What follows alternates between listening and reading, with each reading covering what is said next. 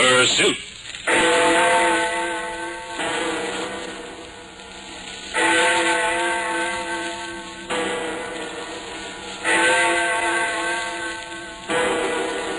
Pursuit. A criminal strikes and fades quickly back into the shadows of his own dark world. And then, the man from Scotland Yard, the famous Inspector Peter Black, and the dangerous, relentless Pursuit. When man hunts man.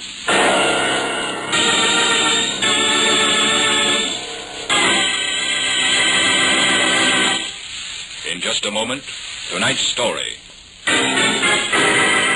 Now, with Ben Wright starred as the famous Inspector Peter Black of Scotland Yard, we bring you tonight's story, Pursuit, and the Ladies of Farthing Street.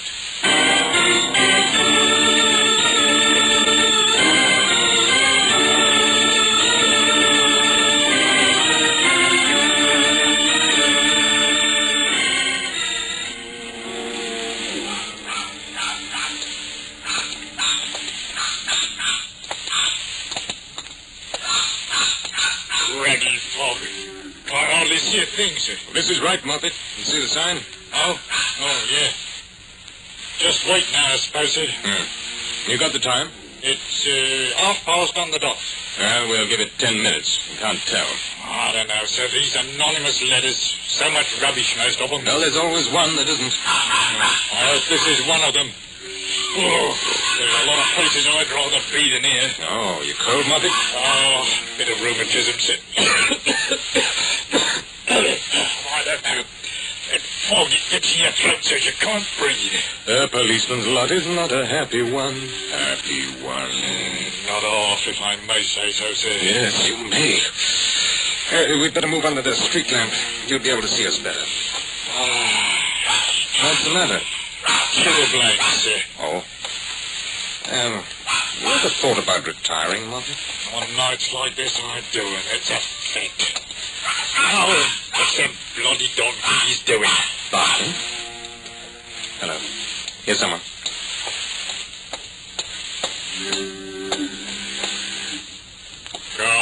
Go on, move along now, it'll take you win. Police.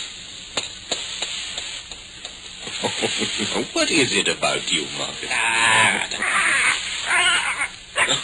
Look at the little beast, will you? What's he got, a rat? I don't think so. Here, give me that. Come on, now, drop it. Drop it, boy, drop it. It's a shoe, sir. Moffet, your hand. Did the dog bite it? No, sir. Oh. It must have been on the shoe. Come on, the dog came from over there, I think.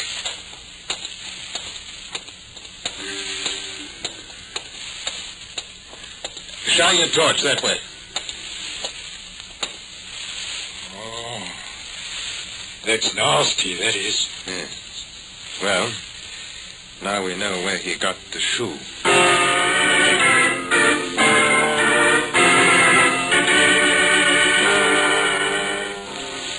That morning, the Yard had received an anonymous letter to the effect that the writer was in possession of certain facts concerning a murder. We receive a number of such notes weekly, and all are given routine attention. This one, however, I felt was not of the psychopathic variety, and so Moffet and I had obeyed the instructions. We had gone to an abandoned warehouse in West Ferry Road, arrived there at 10:30 that night, and waited. And now we stood over a man lying face down in an alleyway. There was a dark wetness on and around his body. One shoe was missing. I remember noticing a hole in the heel of the sock. And then Moffet was bending over the dead man. Stab wound, sir. Back inside. Now, help me to turn him over, will you? Yeah. You know him? No, sir. All right. Let's have a look through the pockets.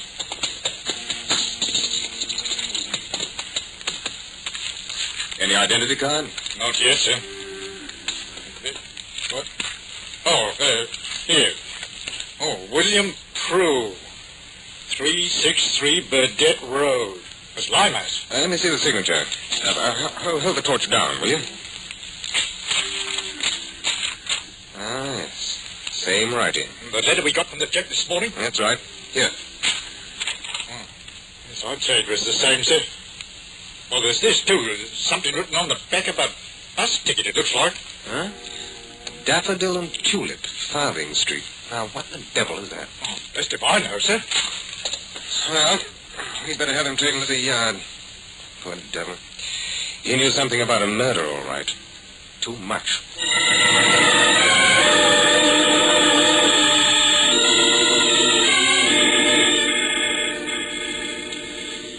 The next day at the yard, Sergeant Moffet and I began to work on the identification of the dead man known to us as William Prue. The Fingerprint Bureau sorting through over 10 million prints in their files, Criminal Record Office to determine the same with photographs. We knew that our task would be considerably simpler were the deceased a known criminal. And further, it was necessary to establish the authenticity of the identity card which every resident of the United Kingdom is required to carry. At 2 o'clock, a report came through on another inquiry which I had made through CRO. Chief Inspector Black here. Hello, Black. This is Criminal Records. Roach speaking. Oh, hello, Roach. I hear you broke your arm the other day. Nothing serious. Fell off the ladder up here. I say about that address. 363 Badet Road. Belongs to a chap named Stephen Wings. Oh, yes? We haven't got a thing. Clean as a bed. Well, what is the place? As far as we know, a boarding house. Mostly seamen. Wings registered with the police. All perfectly legitimate. I see. Is there anything about William Prue yet? Half a tick. William Prue Proctor. Right. Hello. Yes? Not yet. We'll let you know. Probably an hour. All right, thanks very much, Roach. I say take care of your arm. I shall. Say hello to old Moff. Bye-bye. Chief Inspector Black here. Moffet, sir. I've traced that bus ticket we found. Daffodil and Tulip, Farthing Street. Oh, good. It's a tea shop in Kent. Righto. Well, look, nothing's come in here, so have the car brought round, will you? I'll run down to the place. Right, sir.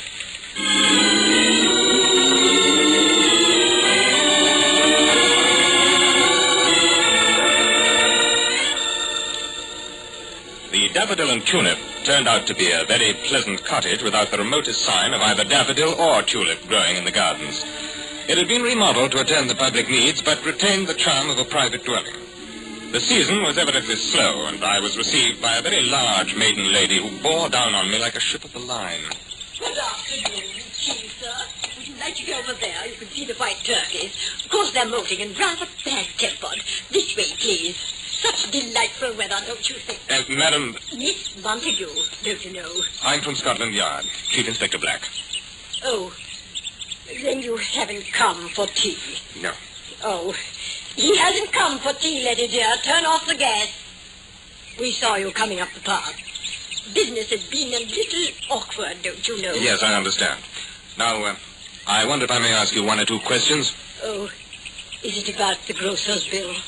Letty! Yes, sir. Come in. Miss Minton and I are partners. Such a dear little place, don't you think? Is there a pleasure? Letty, this gentleman is a policeman. He wants to ask us questions. Good heavens. It concerns a man named William Prue. Are you acquainted with him? Prue? William Prue? No, we're not. Oh, no. We found a bus ticket which bore on the reverse side this address. How very odd. It's very. During the past week or two, do you remember serving any men, maybe roughly dressed, possibly seamen? We do not cater to common people, Inspector. Oh, no, never. Not vagabonds, surely not. Well, this man was about 45, 5'7", about 10 stone, had grey hair, nose was broken, blue eyes. You speak as though he's dead. I'm afraid that he is. Oh, dear, how hard I didn't think it was only last week. Then you recognize the description? Yes. He said he'd known Percy, Miss Minton's brother. Oh, dear. We didn't know his name, though. May I speak to Mr. Minton, please? Does he live here? Well, I never. I think I'm going to cry. I'm so sorry, dear. That was most unkind, Inspector. Everybody knows. Most unkind. I'm afraid I don't... You must have known about Percy. Everybody does. Miss Montague, what does everybody know? You say you're a policeman. You should know. Percy has been in prison for 15 years now. He was sent there for murder.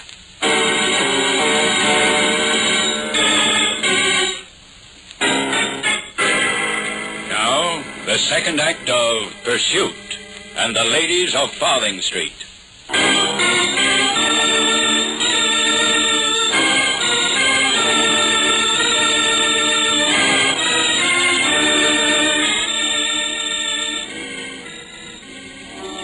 How could you be so cruel, so heartless? Miss Montague, I didn't know. I'm sorry, but I'm afraid I must still trouble you for some facts. I thought at first that you were a gentleman. I perceive that you are not. What is it that you wish to know? This man we'll call Prue. Did he give any reason for speaking of Mr. Minton? Or did he want to see him? Or was he a friend? He said so, that he had known him some time ago. Where? He didn't say. You said that he gave no name. He did not. He had his tea like a gentleman and then went away. And you didn't tell him where Mr. Minton was? Certainly not. Did the murder of which Mr. Minton was convicted take place in London? Yes. I see. Now, Inspector, I have nothing more to say. Neither, I'm sure, has Miss Minton. She had never seen or heard of the man before. No, never. Do you wish to tell me where Mr. Minton was sent? Dartmoor Prison. Good afternoon.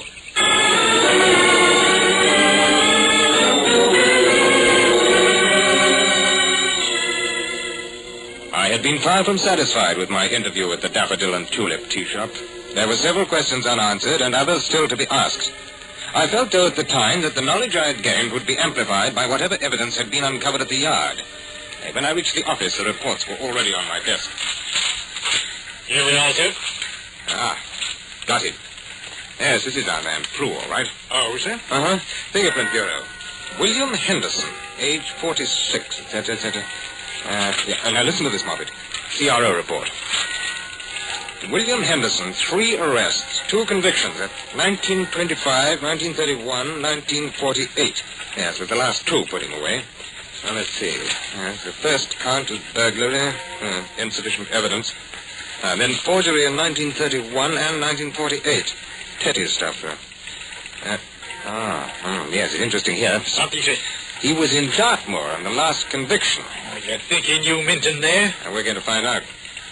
Well, the identity card is obviously a fraud, and so is the name Prue. Now, look here. I want you to find everything in the file on Minton's case. Right you are, sir. I'm going to call the governor at Dartmoor and arrange for an interview tomorrow.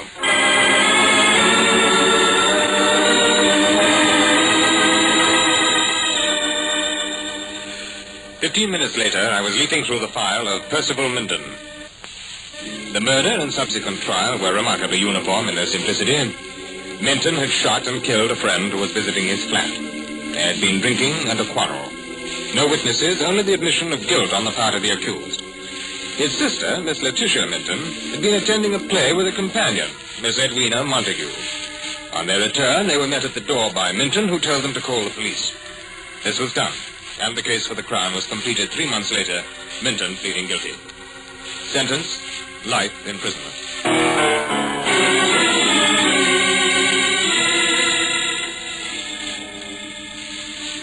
The next day, Moffet and I drove through a cold grey mist and arrived that evening at the lonely pile of stone, which is Dartmoor. We went immediately to the governor's office. Now, Inspector, you wish to see Minton, and on the phone you were inquiring about a released prisoner. Yes, Henderson, sir. William Henderson. Ah, yes. Tell me, did they share a cell? Just a moment. Minton has been in the second gallery since his arrival. It was 1936, October the 20th. And Henderson was brought here May the 12th, 1948. He was in the first gallery, cell number 6. No, they were never together. Oh, I see. Would there have been any possibility of a close friendship between these two? It's rather doubtful. Minton is a long-term prisoner, class number 3 medically. He's on task, over 60. Henderson was class number 1. He was employed sewing mail bags. And their recreation periods were separate. Now, their chances for contact were nil, I should say. Would there be any way of knowing if the two men had known each other previously to Henderson's arrest? I mean, possibly visits by Henderson to Minton? I don't think so. However, that will take some time. We'll have to go through the visitor's book. Yes, very well, sir. And now, if I may, I'd like to talk to the prisoner. Of course. I'll have one of the staff take you.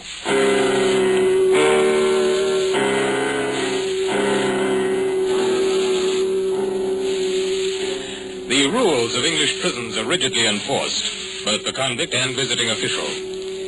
In order to question Percival Minton, I had to submit to the presence of a member of the prison staff. Now, this is a provision which protects police and prisoner alike from the possible suggestion that in questioning, coercion was used. In America, it's called the third degree. The guard led me to the second gallery and past quiet cells where men dressed in gray sat smoking or reading. They looked up, eyes alight with a momentary interest, and then were gone from my sight. Hello, Percy. Got a visitor for you. Huh? After you, sir. Minton? I haven't done something wrong. Now, Percy, no. That's all right. Minton, since you've been here, have you run across a man named William Henderson? Henderson? No. Are you sure? Gray hair, broken nose? That description would fit half of Dartmoor. Eh, Sonny? Now, Percy. He says that he was an old friend of yours. I have no old friends, no young ones either. Oh. He went to see your sister 2 weeks ago. No. That's not true. He didn't. I don't believe it. Then you did know him? No, I didn't.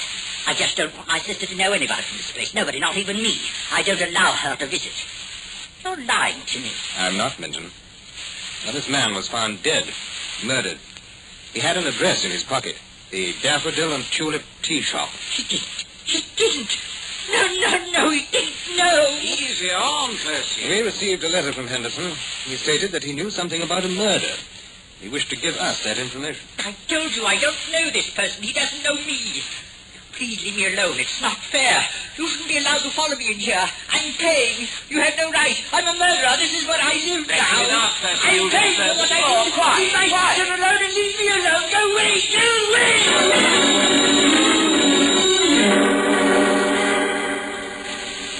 There was something rather terrible about his passion. He was a very little man with a gentle face now transformed. Tears streamed from his eyes and the voice became shrill, almost a scream. I left the guard to quiet him, and as I walked back to the governor's office, I was reminded of a phrase from some dimly remembered novel. There is no loneliness to compare to the loneliness of a prison night.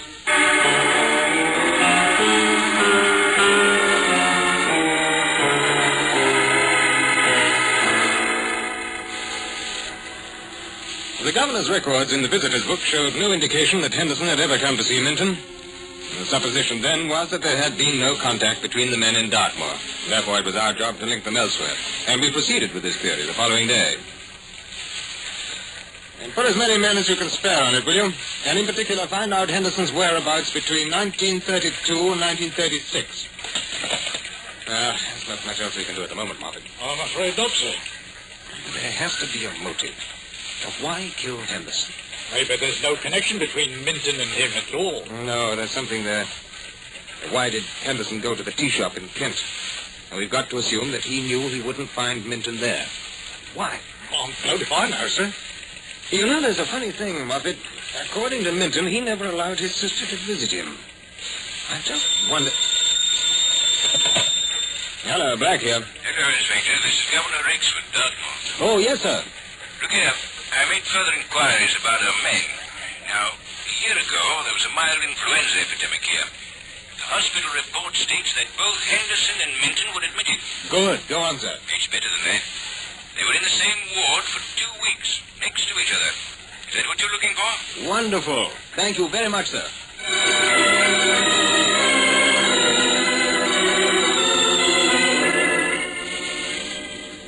Up to that moment, there was no positive proof.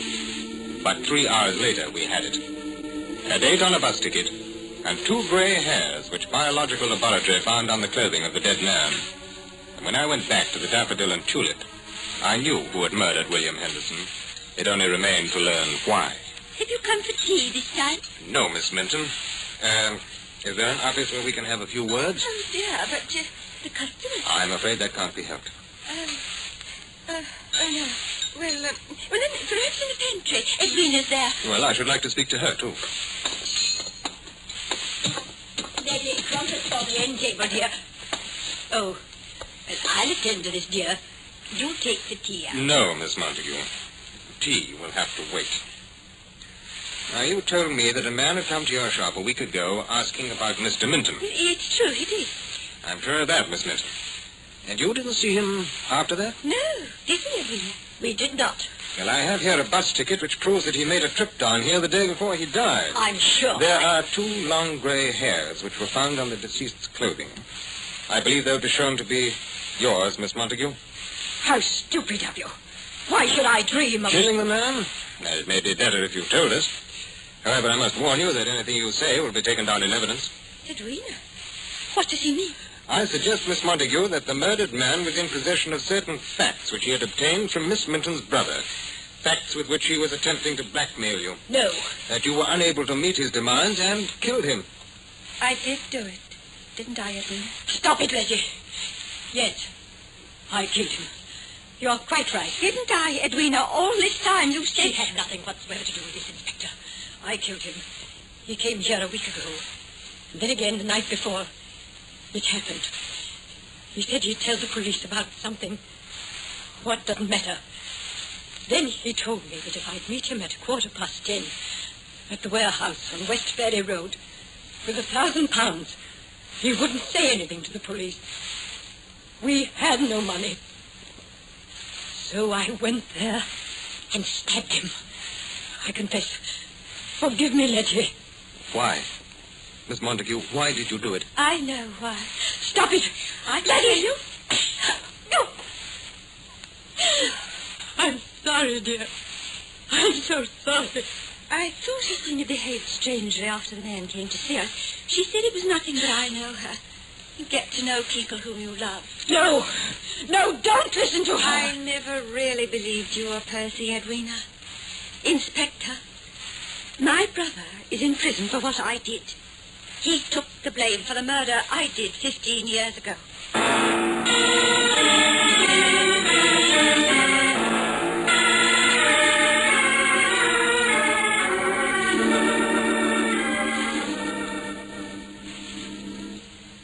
Yes, it's true. And you were willing to ruin your life for her, Minton? It's not ruined, Inspector. I haven't been so unhappy here. I've known that what I did was right. My father would have wanted it. Your father? Oh, yes. He died a long time ago. He asked me to take care of Letty. I always took care of her, you know. And then 15 years ago, she must have been 35 then, she met a man, not a tall, silver person, you know. She became infatuated. I didn't realize how much so. Father would never have approved. Oh, it was disgusting. Why did she kill him? She was drunk one evening, revoltingly drunk. Didn't know what she was doing. Edwina and I, she was a very old friend, you know, we had gone to a play. Well, Letty invited that man to our flat. It happened just before we came home. The shame would have killed Father had he been alive. And so you took the blame for what she did? Edwina agreed to look after her, just as Father would have wanted me to do. And you weren't aware that you told all this to Henderson when you were in the hospital together? I know. I was quite ill. I suppose delirious. Now I expect I shall have to leave here.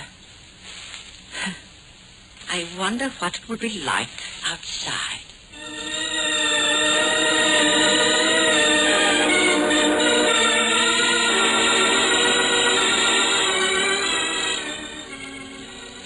It was a sensational trial, sordid and tragic. The odd little man who had relinquished 15 years of his life was pardoned. He soon afterwards disappeared. The Daffodil and Tulip is once again a private cottage in Farthing Street, Kent. Pursuit. And the pursuit is ended.